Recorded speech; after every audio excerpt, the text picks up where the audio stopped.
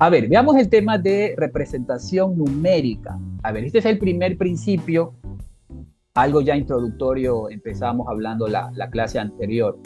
Pero digamos que la representación numérica establece que todo objeto de los nuevos medios, recordemos, está compuesto por códigos digitales. Aquí es esta digitalización de los nuevos medios, ¿no? A lo lógico a lo digital. Obviamente Manovich decía poner en el centro a la computadora. El advenimiento de la computadora, el advenimiento del Internet. Eh, pero hago una aclaración que también lo analizamos en la clase pasada. Cuando Manovich dice códigos digitales, evidentemente, pues siempre se nos viene a la mente ceros y unos, ¿no? Y es verdad, ese es el lenguaje de las máquinas, el lenguaje de las computadoras, de las máquinas en general, ¿ok? Pero recuerden que el autor se refiere a números. Y en otras palabras, todo lo que son las imágenes, los sonidos, los textos, el video, pueden ser manipulados matemáticamente, ¿no? Yo creo que ponía el ejemplo, si no me recuerdo, el de los colores, ¿se acuerdan? Cuando hacíamos el taller de HTML y comenzábamos a poner el tema de los colores, usábamos el estándar RGB, ¿verdad?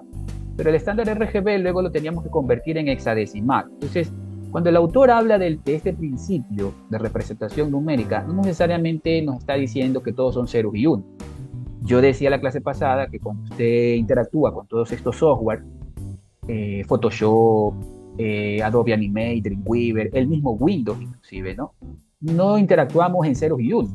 Aquí hay una capa, que es la capa del software, que de alguna manera nos permite hacer esa interacción hombre-máquina, pero nunca estamos conversando en lenguaje binario, ¿okay? Entonces, en el caso de los colores, recuerden en HTML, los colores los podíamos poner como nombres en inglés, pero esos colores tenían una representación en hexadecimal, ¿no? Es decir, numérica. ¿Ven? Entonces, siempre tener presente eso porque cuando el autor habla del boom de lo digital, ¿verdad? Tendemos a pensar, claro, porque todas las computadoras son ceros y unos. Entonces, hecha esa aclaración. Ahora, este principio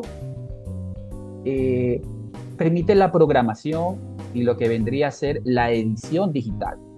Esto es central, sobre todo, por ejemplo, en la creación multimedia, ¿no?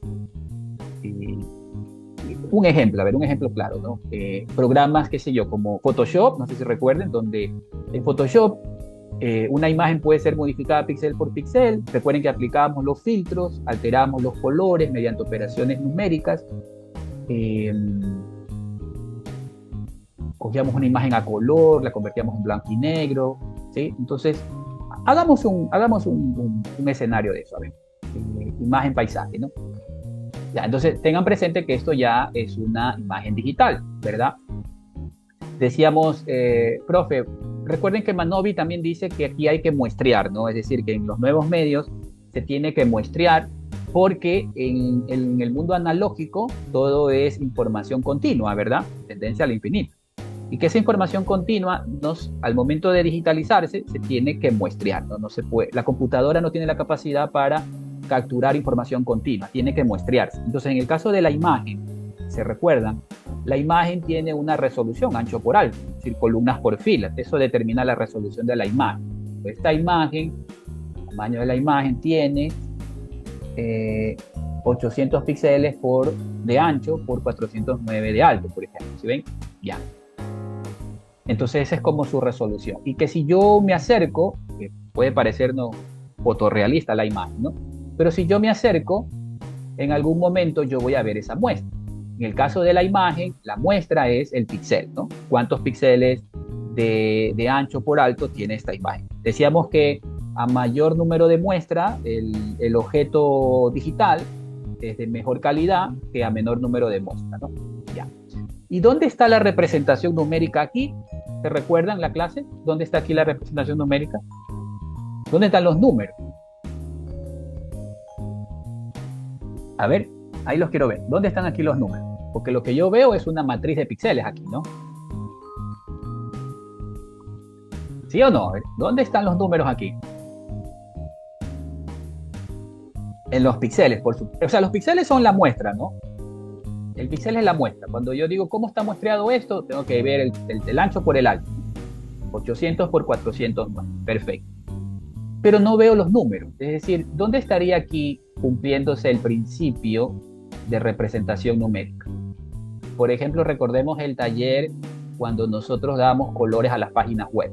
¿Cómo le poníamos colores a las páginas? Dábamos un estándar, que era RGB, ¿verdad? ¿Y el RGB qué es el RGB? Bueno, es una cantidad de rojo, del tono de rojo, del tono de verde y el tono de azul. Fíjense en esos píxeles. Los píxeles tienen colores, ¿sí ven? Entonces, ¿qué los diferencia de un color a otro color? Eso quiere decir que la información que guarda este archivo, por ejemplo, este color, es 3 datos numéricos. Cada píxel de esta imagen guarda la información de 3 números, que es la cantidad de rojo, la cantidad de verde y la cantidad de azul, ¿no? Por ejemplo, si yo capturo el de acá, miren cómo va cambiando esta parte de aquí. No sé si tengo aquí la lupa. Un momento. Ya, a ver ahí. Miren cómo yo, vamos poniendo aquí el cuentagotas. Miren aquí, yo voy capturando este color, luego este, y fíjense cómo va cambiando. Si ven, cada tono va diferenciándose de su RGB, ¿verdad? Ahora, este RGB que va del 0 al 255, porque el RGB es de 8 bits, de 2 elevado a la 8, será del 0 al 255, bueno, es 256 colores, pero contando el 0, ¿no? 0 al 255. Esto es lo que se convierte, este número 126, 133, 159, esto es lo que se convierte a digital, a 0 y a 1, ¿no? Yo recuerdo que cuando hacíamos el código HTML usábamos esto, chicos, ¿se acuerdan? El hexadecimal, porque en HTML directamente no podía poner eso, sino que usábamos el color en hexadecimal. Es decir, que este archivo digital, esta imagen, ¿dónde están sus números? En los colores. Cada color, cada píxel en este caso, guarda 3 números, un tono de rojo, verde y azul. Y esos 3 números físicamente, o digamos, en el disco, en el medio de almacenamiento, obviamente se va a convertir en 0 y 1. Que también tengan presente que en algún momento también decía yo, bueno, no es que se guardan 0 y 1, lo que se guarda es una representación del 0 y el 1, ¿no? Porque no, recuerde que una computadora, un dispositivo electrónico, lo que transita por un dispositivo electrónico no son 0 y 1, es voltaje, ¿sí? Entonces, ya a nivel de ingeniería, los ingenieros eléctricos definen el voltaje, ahí creo que hay voltajes, 5 voltios es 1, y entre 0 y 2.5 voltios o entre 0 y 3 voltios se considera voltaje bajo, que es 0. A partir de 2.5 voltios o 3 voltios en adelante, eso se considera 1. Entonces es voltaje realmente. O sea, hemos podido enseñarle a las máquinas a través de este truco del voltaje cómo representar el 0 y 1, ¿okay? Porque es más, si usted en un disco duro, usted, profe, ¿qué se guarda en un disco duro? 0 y 1. Bueno, sí, de manera abstracta se guarda un 0 y 1, pero realmente lo que se está guardando es magnetismo positivo, que eso representa el 1, y magnetismo negativo es lo que se considera el 0. Es como, por ejemplo, el CD. Miren que Manovi también habla, en el capítulo 1, Manovi habla de CD-ROM, ¿no? A ver, ¿cómo se guarda la información en un CD? Ahí están los bits y los LAN. Yo no sé si alguna vez usted se preguntó, pero en un CD, si yo me acerco, obviamente ahí estoy lejos, ¿no? Pero si yo me acerco, lo que yo voy a ver son como unos surcos. Fíjense, ahí es como que está visto de lado, ¿sí ven? Los bits, que son los surcos hacia abajo, y el LAN, que vendría a ser pues, lo normal de esto es lo que el rayo láser quema, ¿eh? Es la parte donde cuando se dice que en el CD tiene que ser quemado a través de un rayo láser, porque el rayo láser le hace los surcos. ¿Qué son esos surcos? Es esto, miren chicos. ¿Se acuerdan que en la clase pasada analizamos el vinilo? ¿Se acuerdan del vinilo? Claro, como viejo medio, ¿no? Pero, fíjense aquí, lo que hay en un CD, esto no se ve, digamos, así tan simple. Usted con un CD, estos bits y estos LAN usted no los va a ver. Esto es con microscopios, ¿eh? Esto ya es con microscopio. Pero la información, yo no veo aquí ceros y unos, no sé si lo entiendan. O sea, en un CD se guarda información digital, sí, pero no se guardan ceros y unos. No se guarda el número 0, no se guarda el número 1. lo que se guarda es una representación que el láser, miren, con esta imagen creo que va a estar más claro, miren, el láser, esto está de ladito, entonces el láser pega aquí en el LAN y considera 0, 0, 0. Cuando el láser encuentra esta bifurcación, un cambio, entonces considera que es un 1. Luego se mantiene, no hay otro cambio, 0, 0, 0, 0. Cuando encuentra otra bifurcación, el láser tiene que subir, ese cambio hace que vaya de 0 a 1 o de 1 a 0. Fíjense, y ahí está la información, miren aquí, 0, 0, 0, 1, 0, 0, 0, y así de largo, ¿no? Es decir, si analizáramos cualquier medio digital, chicos, lo que hemos hecho es trucos para que la máquina entienda el lenguaje binario. ¿Sí? Hemos hecho trucos para que la máquina entienda el lenguaje binario. ¿Ya? Bueno, vuelvo acá al Photoshop. Ya hemos entendido que los píxeles es la muestra, ¿no? Como dice Manovi, en lo analógico la muestra no se puede muestrear. En lo analógico utilizamos información continua, en cambio en lo digital Manovi dice la información es discreta, ¿no? La información es discreta, se tiene que mostrar.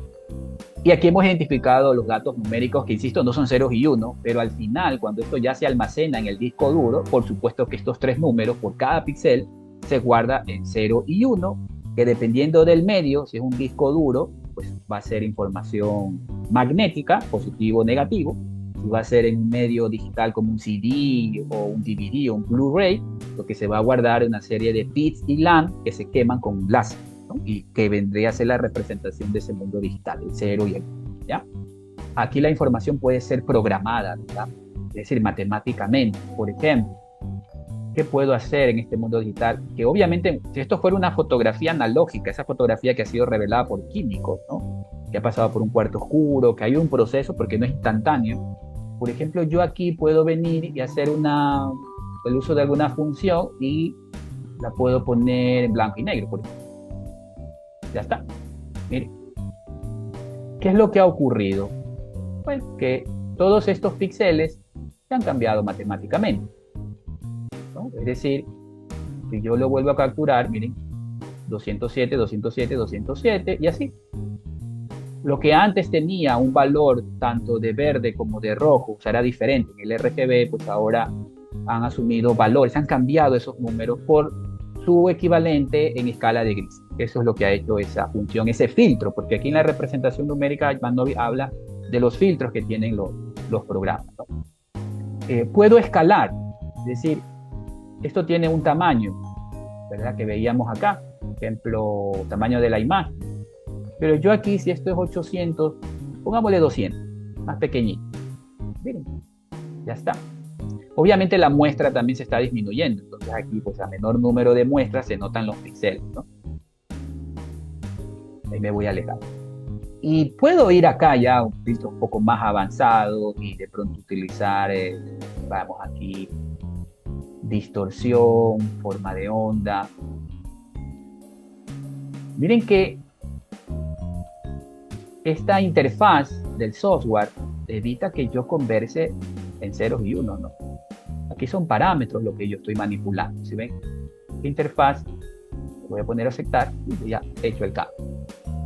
Entonces, claro, aquí todos los píxeles se han movido, por ende todos esos números también, que antes había un RGB con 3 valores, ahora es otro número correspondiente al píxel que le ha tocado producto del filtro que se ha aplicado, ¿sí ven? Esto era con la imagen.